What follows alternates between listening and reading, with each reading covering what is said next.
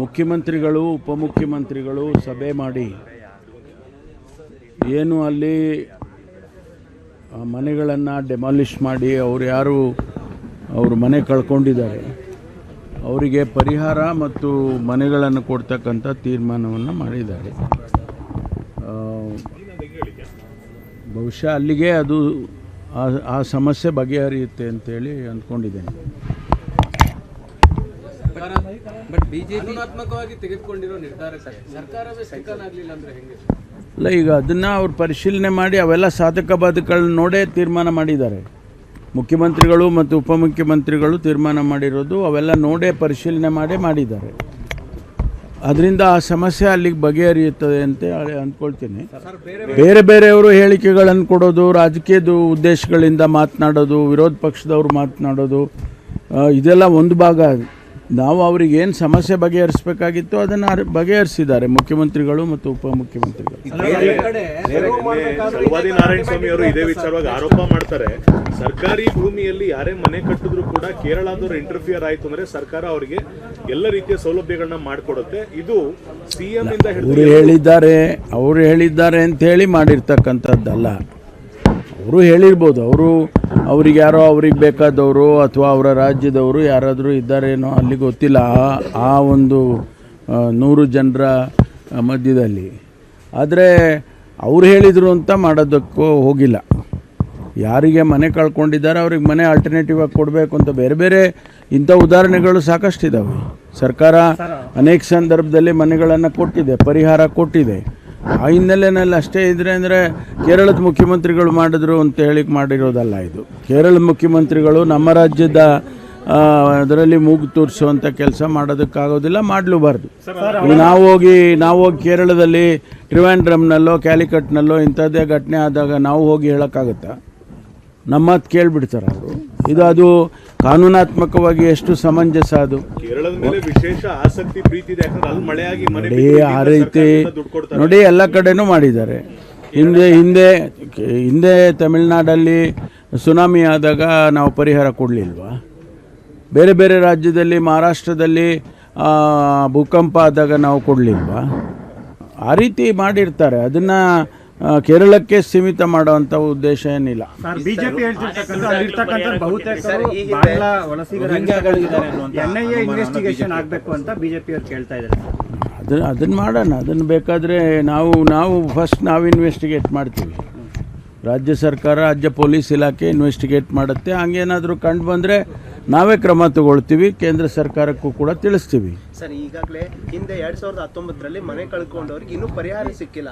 But ಈಗ ಇವ್ರಿಗೆ ಏಕಾಏಕಿ ಮನೆ ಅದು ನೀವು ನಮ್ಮ ಬೆಂಗಳೂರು ಇನ್ಚಾರ್ಜ್ ಮಂತ್ರಿಗಳು ಅವ್ರನ್ನ ಕೇಳ್ರಿ, ಅವಾಗ ಅವರಿಗೆ ಮಾಹಿತಿ ಇರುತ್ತೆ. ಅಲ್ಲ, ಮಾಹಿತಿ ಅವರಿಗೆ ಹೆಚ್ಚಿರುತ್ತಲ್ವಾ? ಈ ವಿಚಾರದಲ್ಲಿ ಪಾಕಿಸ್ತಾನ ವಿದೇಶಾಂಗ ಇಲಾಖೆ ಇಂಟರ್ಫಿಯರ್ ಆಗ್ತಾ ಇದೆ. ಭಾರತದಲ್ಲಿ ಅಲ್ಪಸಂಖ್ಯಾತರ ಮೇಲೆ ದಾಳಿ ನಡೀತಾ ಇದ್ದಾವೆ, ಕ್ರಿಶ್ಚಿಯನ್ನರ ದಾಳಿ, ಈ ದಾಳಿಗಳೆಲ್ಲವೂ ಸೇರಿ ನಮ್ಮ ಮೇಲೆ ಗುಬೆ ಕೂರಿಸುವಂತ ಪಾಕಿಸ್ತಾನ ಎಂಟ್ರಿ ಆಗಿದೆ ಸರ್ ಈಗ ಬೆಂಗಳೂರು ವಿಚಾರಕ್ಕೆ. ಅದನ್ನ ಎಕ್ಸ್ಟರ್ನಲ್ ಅಫೇರ್ಸ್ ಮಿನಿಸ್ಟರ್ ನೋಡ್ಕೊಳ್ತಾರೆ, ಕೇಂದ್ರ ಸರ್ಕಾರ ನೋಡ್ಕೊಳ್ಳುತ್ತೆ. ಕೇಂದ್ರ ಸರ್ಕಾರ ನೋಡ್ಕೊಳ್ಳುತ್ತೆ. ಸರ್, ಇನ್ನೊಂದು ಮೈಸೂರಲ್ಲಿ ನಿನ್ನೆ ಮಧ್ಯಾಹ್ನ 10 kg ಗೋಲ್ಡ್ ಕಳ್ತನ ಆಗಿದೆ 2 ನಿಮಿಷದಲ್ಲಿ. ಕಾನೂನು ಸುವ್ಯವಸ್ಥೆಯನ್ನ ಈಗಾಗಲೇ ಅದ್ರ ಬಗ್ಗೆ ಕ್ರಮ ತಗೊಂಡಿದ್ದೇವೆ. ಅದಕ್ಕೆ ನನಗೆ ವಿಶ್ವಾಸ ಇದೆ, ಅವ್ರನ್ನ ಹಿಡಿತಾರೆ. ಆದಷ್ಟು ಬೇಗ ಹಿಡಿಯೋದಕ್ಕೆ ಸೂಚನೆ ಕೊಟ್ಟಿದ್ದೇನೆ. ಯಾಕೆಂದರೆ ಅವರು 5 ನಿಮಿಷದಲ್ಲೇ ಬಂದು 3-4 ಜನ ಬಂದು ಕೆಲಸ ಮಾಡಿದ್ದಾರೆ. ಅದನ್ನು ನಾವು ಹಿಡಿದಾಕ್ತೀವಿ, ಬಿಡೋದಿಲ್ಲ. ಹೊಸ ವರ್ಷಕ್ಕೆ ಸಂಬಂಧಪಟ್ಟಂತೆ, ಹೊಸ ವರ್ಷಾಚರಣೆಗೆ ಸಂಬಂಧಪಟ್ಟಂತೆ ಸಿಎಂ ಮೀಟಿಂಗ್ ಮಾಡಿದ್ರು. ಏನಾದ್ರು ಹೊಸ ಡೈರೆಕ್ಷನ್ಸ್ ಏನಾದ್ರು ಕೊಟ್ಟರೆ? ಎಲ್ಲ ಎಚ್ಚರಿಕೆಯಿಂದ ಇರಬೇಕು. ನಾನು ಒಂದು ಸಭೆ ಮಾಡಿದ್ದೆ ಆಗಲೇ. ಮುಖ್ಯಮಂತ್ರಿಗಳು ಕೂಡ ಅವರ ಹಂತದಲ್ಲಿ ಒಂದು ಸಭೆ ಮಾಡಿದ್ದಾರೆ. ನಾನು ಕೂಡ ಅಲ್ಲಿ ಉಪಸ್ಥಿತ ಇದ್ದೆ. ಕೆಲವು ನಿರ್ದಿಷ್ಟವಾದಂಥ ಸೂಚನೆಗಳನ್ನು ಕೊಟ್ಟಿದ್ದಾರೆ. ಮಹಿಳೆಯರ ಬಗ್ಗೆ, ಯುವಕರ ಬಗ್ಗೆ ಹೆಚ್ಚು ಗಮನ ಹರಿಸಬೇಕು, ಯಾವುದೇ ರೀತಿಯ ಅಹಿತಕರವಾದ ಘಟನೆ ನಡೀಬಾರದು ಅಂತೇಳಿ ಈಗಾಗಲೇ ಸೂಚನೆ ನಾನು ಕೊಟ್ಟಿದ್ದೆ. ಮುಖ್ಯಮಂತ್ರಿಗಳು ಸ್ವಾಭಾವಿಕವಾಗಿ ರಾಜ್ಯದ ಮುಖ್ಯಮಂತ್ರಿಗಳಾಗಿ ಇಡೀ ರಾಜ್ಯದಲ್ಲಿ, ನಾಟ್ ಓನ್ಲಿ ಬ್ಯಾಂಗ್ಳೂರು, ಇಡೀ ರಾಜ್ಯದಲ್ಲಿ ಯಾವುದು ಘಟನೆ ನಡೀಬಾರ್ದು, ಅಪಘಾತಗಳಾಗಬಾರ್ದು. ಯಾಕೆಂದರೆ ಇಂಥ ಸಂದರ್ಭದಲ್ಲಿ ನಾವು ಹಿಂದೆಲ್ಲ ನೋಡಿದ್ದೇವೆ, ಭಾಳಷ್ಟು ಕಡೆ ಹೈವೇಸಲ್ಲಿ ಅಪಘಾತಗಳಾಗಿ ಜನ ಸತ್ತಿರೋದು ನೋಡಿದ್ದೀವಿ. ಅದಕ್ಕೆ ಅದನ್ನೆಲ್ಲ ಕ್ರಮ ತಗೊಳ್ಳಿ ಅಂತೇಳಿ ಹೇಳಿದ್ದಾರೆ ಮುಖ್ಯಮಂತ್ರಿಗಳು. ಇತ್ತೀಚೆಗೆ ಪೊಲೀಸರು ರೌಡಿಗಳ ಜೊತೆ ಭಾಗಿಯಾಗ್ತಿರುವಂಥದ್ದು ಈಗ ಒಂದು ಎಕ್ಸಾಂಪಲ್, DCP ಸಜಿತ್ ಅವರು ಇಬ್ಬರು ರೌಡಿ ಶೀಟರ್ಗಳ ಜೊತೆ ಮತ್ತೆ ಫೋಟೋ ತೆಗೆಸ್ಕೊಂಡಿದ್ದಾರೆ.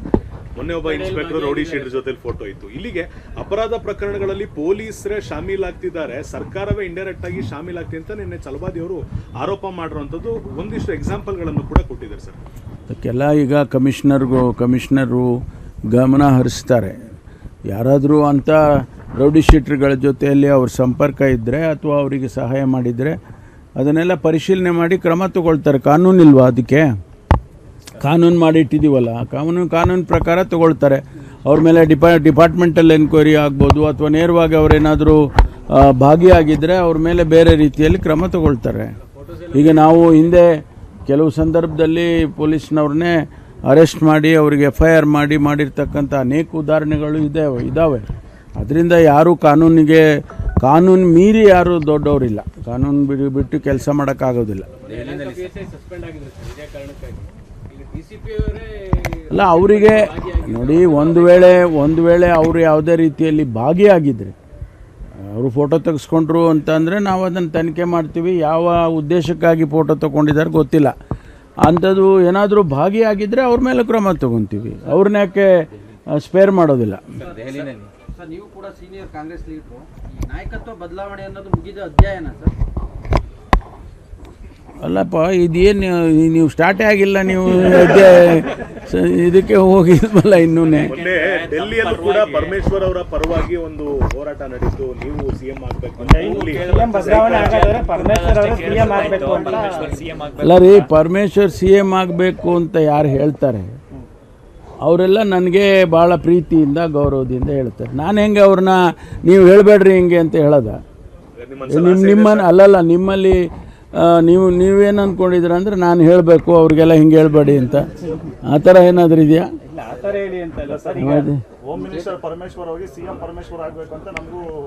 ನಿಮಗಿದೆಯಾ? ನಿಮಗೂ ಇದೆ ತಾನೇ? ಮತ್ತೆ ಬಿಡಿ ಒಲಿ ಎಲ್ಲ ನೋಡಿ.